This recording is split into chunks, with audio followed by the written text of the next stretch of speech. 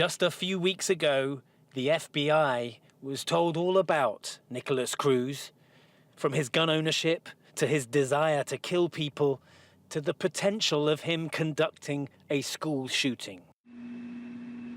Perhaps if they'd looked, they would have discovered this footage taken by a former neighbour and said to show Cruz practising taking shots in his yard last year.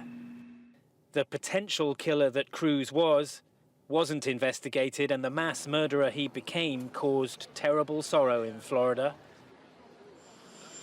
The president is on his way there tonight to meet with people whose lives, he says, have been totally shattered. 17 students and staff members were killed at Stoneman Douglas High School, among them 14-year-old Elisa Al-Hadef, who was laid to rest today. Her mother has made a desperate plea. President Trump, you say, what can you do? You can stop the guns from getting into these children's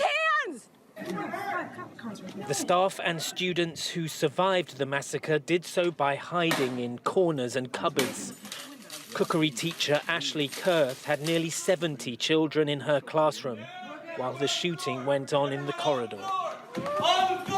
I'm a firm believer in the Second Amendment, and I have in-laws that hunt and stuff like that.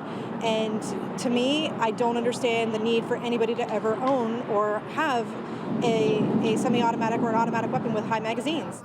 Outside school today, she was reunited with two of her pupils, Hannah, who survived the attack, and her sister, Caitlin.